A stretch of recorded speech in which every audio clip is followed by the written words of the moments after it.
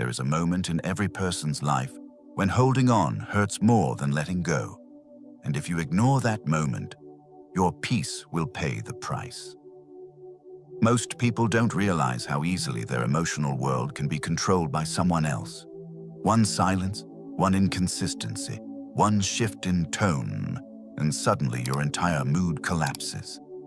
You start overthinking, questioning your worth, and mistaking anxiety for love. The Stoics warned us about this thousands of years ago. The fastest way to lose yourself is to attach your peace to something you cannot control. Emotional attachment becomes a quiet prison. You don't feel the chains at first, but you feel the weight every single day. In this video, we're going to break down the truth no one tells you, why you must learn to detach before the wrong person destroys your inner stability. And more importantly, how Stoic detachment can help you return to clarity, dignity, and the version of yourself you were always meant to protect. 1. The hidden cost of emotional attachment. Emotional attachment feels comforting at first, but it slowly takes everything from you. What you call love sometimes is just fear disguised as connection, and the price of holding on too tightly is always your inner peace. Most people never notice when attachment begins turning into self-loss. It happens quietly. You start adjusting your schedule for them, bending your boundaries, waiting for their messages, and letting their reactions dictate your emotional weather. Your day suddenly becomes good or bad depending on what they do. And that's the moment your peace stops belonging to you. What's dangerous about attachment is that it doesn't steal your strength all at once. It drains you drop by drop. You begin worrying about their mood more than your own. You feel anxious when they pull away even slightly. You replay conversations in your head, searching for what you did wrong. The mind becomes a hostage to uncertainty, and your self-worth becomes fragile, constantly negotiating with their attention.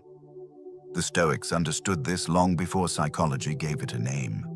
To them, emotional over-attachment was a surrender of the self. They believed you must remain rooted in your own judgment, not someone else's shifting affection. When you attach too tightly, you stop seeing reality clearly. You idealize the person. You ignore red flags. You cling to a fantasy, not a human being. And fantasies are impossible to hold without hurting yourself. Modern life intensifies this trap. We check our phones obsessively, waiting for validation that never comes on time. We interpret delays as rejection. We confuse inconsistency with mystery. We internalize disrespect as something we should patiently endure. Each of these micro-wounds slowly chips away at our emotional stability until we no longer recognize how we became this version of ourselves.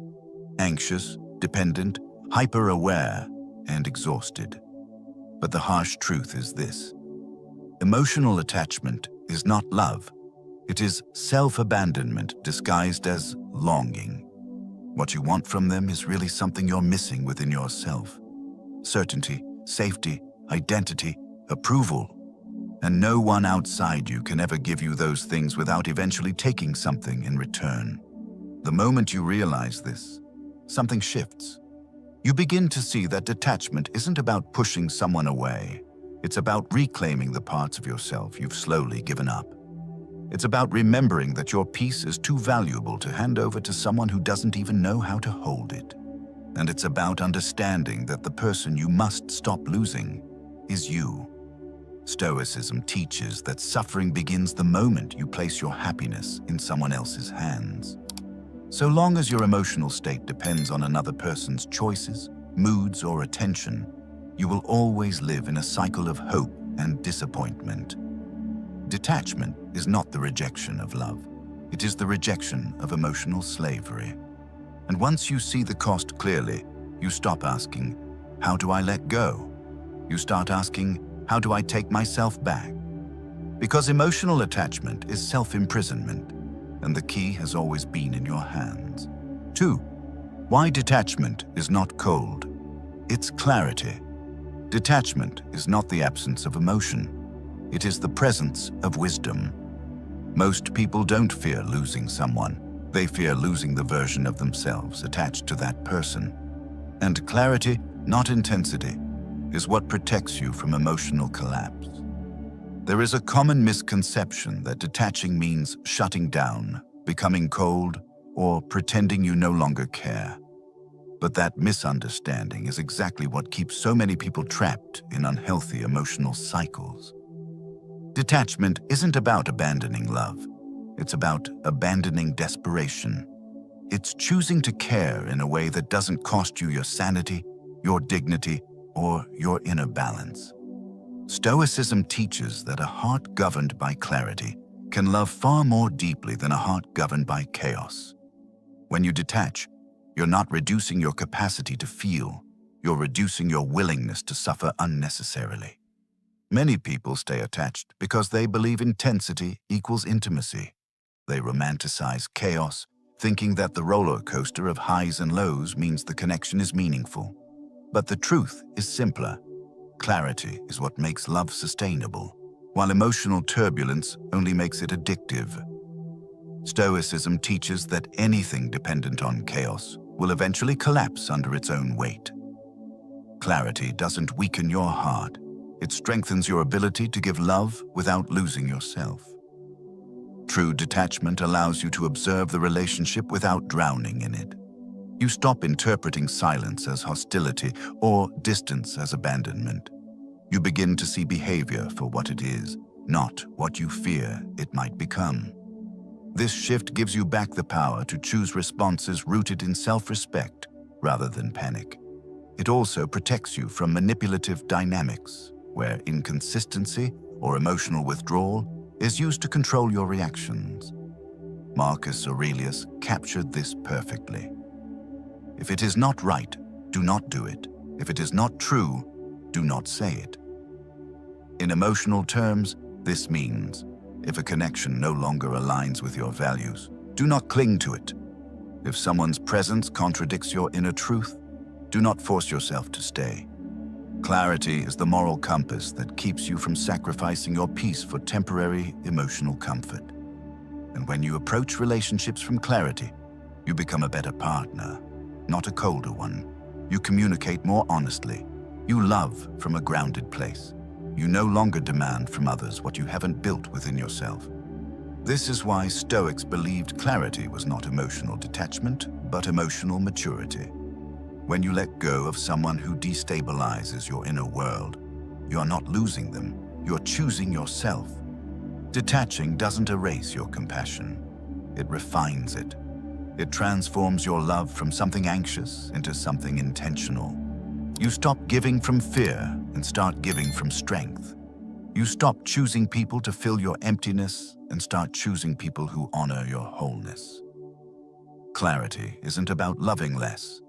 It's about loving without losing your center. Clarity is love in its highest form. 3. How emotional attachment destroys your peace. Emotional attachment doesn't just hurt you, it destabilizes your entire nervous system. What feels like love often becomes a cycle of fear, waiting, and emotional dependence. And once your peace depends on someone else's reactions, you stop being the author of your own life. When you attach too deeply to someone who cannot meet you with consistency, your emotional state becomes unpredictable. Your mood rises and falls based on their texts, their tone, their attention, or their silence. One delayed message suddenly feels like rejection. One short reply becomes a sign that something is wrong. You start analyzing their words, their patterns, their pauses, trying to extract certainty from uncertainty. And the more you chase reassurance, the more anxious and unstable you become. Overthinking becomes a daily ritual. You replay conversations, blame yourself for imagined mistakes, and doubt your worth with every minor shift in their behavior. Over time, this self-doubt erodes your confidence. You begin to believe you're difficult to love, that you're demanding too much, or that you're the problem. In reality, you're not broken. You're just emotionally overinvested in someone who cannot regulate your inner world for you. Stoicism offers a brutally honest insight. When you give another person the power to determine your emotional state, you relinquish your freedom. You hand them the emotional control switch, hoping they will protect it even when they never asked for that responsibility. No human being should hold that much influence over your inner stability. Peace collapses the moment it requires someone else's permission to exist. This is why modern attachment behaviors are so destructive. You check your phone 20 times an hour, waiting for a message that never comes when you expect it. You scroll through social media, searching for signs of distance or signs of interest. You create imaginary scenarios and then panic over them as if they're real. Your nervous system stays in a state of constant alert, anticipating emotional threats that may not even exist. What begins as connection ends as emotional exhaustion. The long-term consequences are heavy: insomnia, racing thoughts, chronic anxiety, loss of motivation, and emotional burnout. You stop focusing on your goals, friendships, health, and inner growth because your mind is too busy managing the emotional volatility of someone else's behavior. You lose parts of yourself piece by piece, thinking you are protecting love, when all you are doing is abandoning your peace. And that is the harsh reality. Attachment becomes self-destruction when your happiness is held hostage by another person's inconsistency. You cannot live a grounded, stable, centered life if your emotional foundation is built on someone else's unpredictable moods. You cannot build peace on someone else's unpredictable behavior. 4. The Stoic rule. Pain is information, not identity. Pain is a signal, not a definition of who you are. Emotions can guide you, but they should never own you. And the moment you mistake pain for identity, you give it permission to shape your entire life. The Stoics were masters at separating the self from the emotions passing through it. They believed that what you feel is real, but it is not you. You are the sky. Your emotions are the weather, temporary, shifting, and never permanent. Yet when we become emotionally attached to someone, we often forget this simple truth. We take the sting of disappointment and turn it into self-blame. We turn rejection into unworthiness. We turn loneliness into failure. Pain becomes personal because attachment distorts perception. This distortion is why so many people cling to relationships that hurt them. The mind confuses intensity with love, longing with loyalty, and emotional turbulence with passion. Pain feels meaningful, so we hold on, believing that suffering is evidence of connection. But suffering is not proof of love. It is proof of imbalance. When the heart aches, it is not telling you, hold tighter. It is telling you, pay attention. Seneca saw this clearly centuries ago. We suffer more in imagination than in reality. Most of your emotional suffering isn't created by what happened. It's created by the story you tell yourself about what happened. You replay conversations, exaggerate failures, predict rejection, and imagine heartbreaks that haven't even occurred. Your mind becomes the architect of pain that reality never intended to deliver. The way out begins with recognition. When a difficult emotion arises, fear, jealousy, insecurity, disappointment, the Stoic approach is simple. Name it. This is fear. This is attachment. This is anxiety. The moment you name a feeling, you create space between you and it. The intensity drops. The panic loosens. You regain authorship over your inner world. Language becomes a tool of liberation. From there comes the practice known as the Stoic pause. Label, breathe, redirect. Label what you feel without judgment. Take 3 slow breaths to signal safety to your nervous system. Redirect your attention to what is within your control, your actions, your values, your focus. This 3-step pause prevents emotional spirals, breaks attachment loops, and restores clarity before reaction. When you stop identifying with your pain, you stop acting from fear. You begin to see emotions as messages, not verdicts, information, not identity. If pain says, something is wrong, you listen. but you don't kneel to it.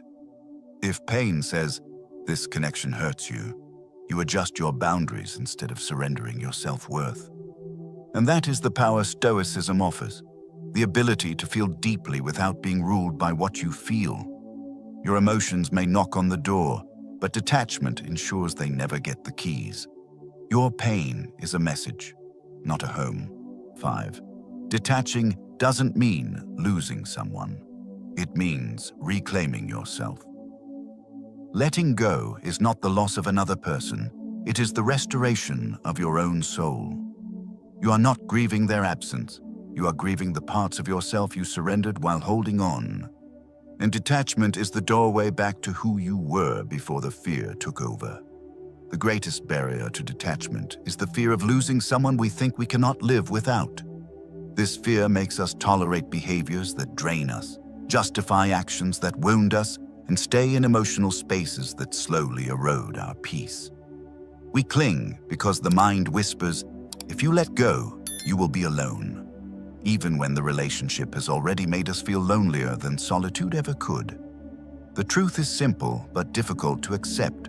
What you fear losing is often the very thing preventing your healing. From a Stoic perspective, the most sacred form of ownership is self-ownership. Your time, your values, your emotional stability, your identity. These are things no relationship should ever cost you. When you attach too tightly, you unintentionally trade pieces of yourself for moments of reassurance. You shrink your needs, bend your boundaries, silence your intuition, and call it love. But the Stoics remind us that any connection requiring the abandonment of self is not connection, it is captivity. Detaching is how you reclaim what was slowly slipping away. When you step back, you feel your energy returning. You begin to breathe again without waiting for approval. Your mind untangles from constant overthinking. Your body relaxes because it is no longer performing emotional labor that was never yours to carry. And your self-respect, once chipped away by compromise and confusion, begins to rebuild itself brick by brick. The practical side of detachment is deeply empowering. You reclaim your routine by refocusing on your goals instead of someone else's unpredictability. You reclaim your boundaries by enforcing the limits you once let slide. You reclaim your values by choosing behaviors and environments aligned with who you want to become, not who you are forced to be in the grip of attachment. You stop living reactively and start living intentionally. People think detachment creates emptiness, but that is false. What detachment creates is space. Space for clarity, for healing, for identity to grow again. Space for your life to expand in directions you never noticed because you were too emotionally entangled to lift your eyes. Space for the relationships that will honor your worth instead of drain it. And once you reclaim yourself, you realize you never truly lost anything by letting go. You simply returned home to the person you were meant to protect all along. Detachment is a return to yourself. 6. When attachment becomes self-betrayal.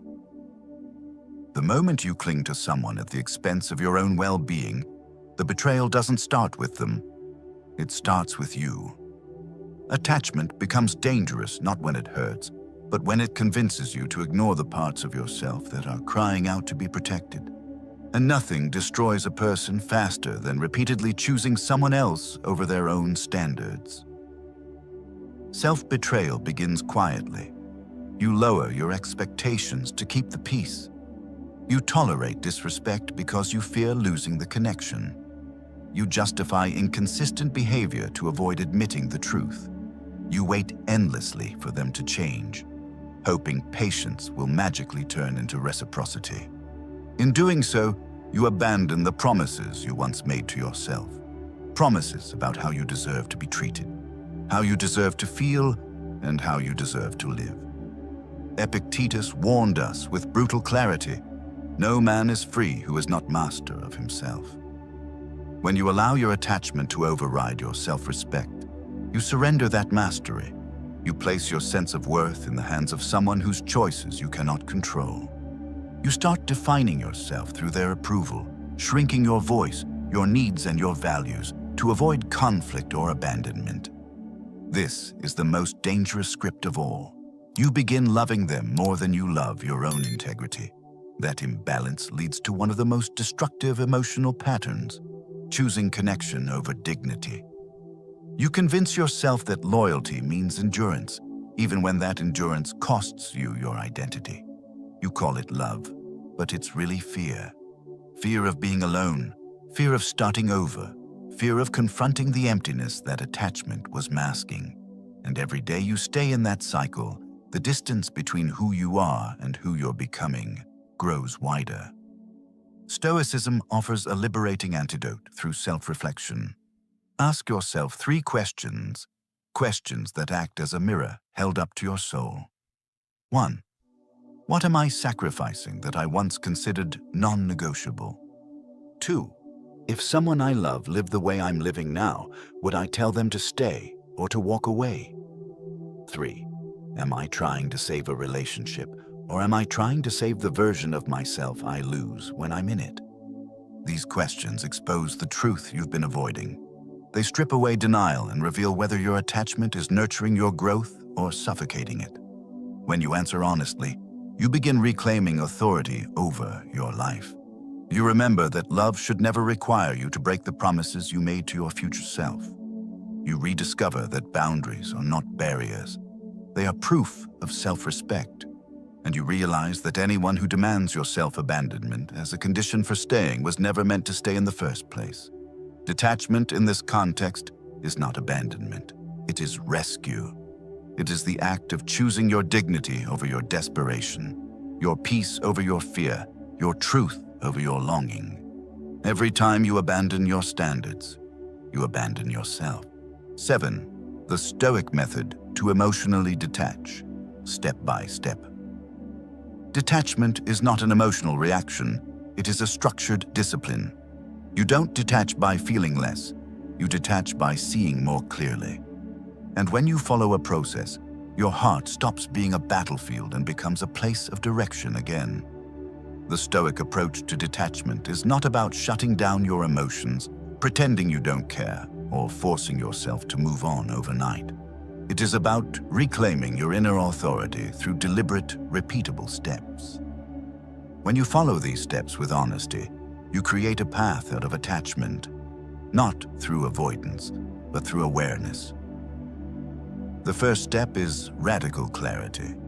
Before you can detach, you must see the relationship for what it actually is, not what you hope it could be. This means stripping away fantasy, excuses, potential, and wishful thinking. Look at their actions, not their promises. Look at how you feel consistently, not occasionally.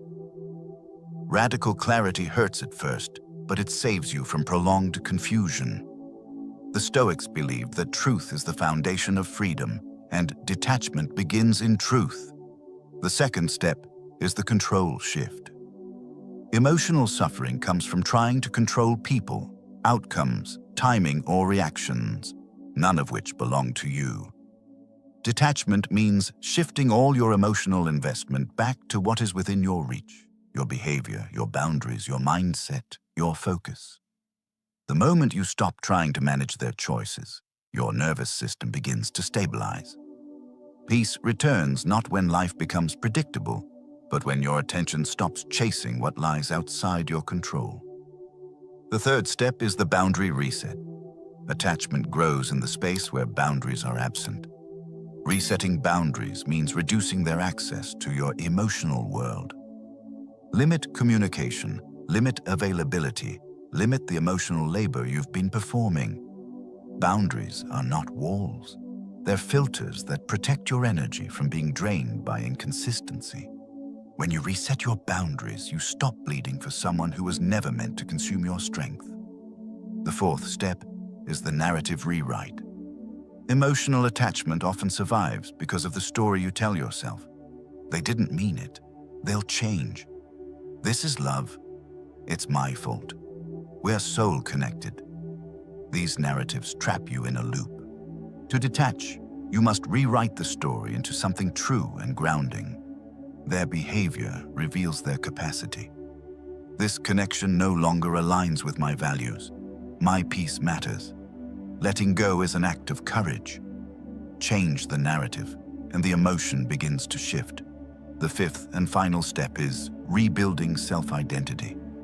After giving so much of yourself away, you must rebuild the parts that attachment dimmed. Your routines, your goals, your friendships, your creativity, your confidence. This step turns detachment from an ending into a rebirth. You become someone who no longer depends on another person's stability to feel whole. You stop chasing validation and start generating purpose from within. As you follow these steps, it's important to understand that detachment is not linear. Some days you will feel strong, and other days the old emotional patterns will try to pull you back. The Stoic mindset embraces this truth. Progress is measured not by perfection, but by direction. Each time you return to these steps, you strengthen the muscle of emotional self-regulation. During radical clarity, journaling is your compass. Write down what you know versus what you imagine. List the behaviors that consistently hurt you. Name the patterns you've been excusing. When truth becomes visible on paper, denial loses its power. In Control Shifter, build rituals that anchor you: morning routines, exercise, reading, silence, reflection. These habits retrain your mind to depend on your own actions, not someone else's attention. You reclaim emotional autonomy by choosing behaviors aligned with your identity instead of your attachment. With Boundary Reset, practice micro-boundaries. Respond slower, stop over-explaining, reduce over-availability, and avoid seeking reassurance. These small shifts restore balance and prevent emotional dependency from resurfacing. Narrative rewrite is where emotional transformation becomes permanent. Replace fantasy with fact, projection with honesty, longing with self-awareness. The story you choose determines the freedom you experience. Rebuilding identity is your return to expansion. Reconnect with passions, rebuild neglected dreams, strengthen personal routines, and remember who you were before fear shaped your decisions. When your life becomes full again, attachment loses its grip, not because the person changed, but because you did. Detachment is a discipline, not a moment. In this journey, we uncovered the real reason emotional detachment is not coldness, but clarity. We exposed how attachment drains your peace, how pain is only information, not identity, and how letting go isn't losing someone, but finally returning to yourself. You learned the Stoic path: radical clarity, shifting control back to your own hands, resetting boundaries, rewriting the narrative, and rebuilding the identity you abandoned while holding on. Detachment is not an act of rejection, it is an act of self-respect. Now it's your turn to practice. Choose one step from the Stoic method and apply it today. Even a small shift, naming your emotion, enforcing one boundary, or telling yourself the truth, can change the entire direction of your life. Thank you for staying until the end of this video. Your presence here shows you're ready to protect your peace and rise stronger. I'm honored to walk this journey with you. I'll see you in the next video. Until then, choose clarity, choose courage, and choose yourself.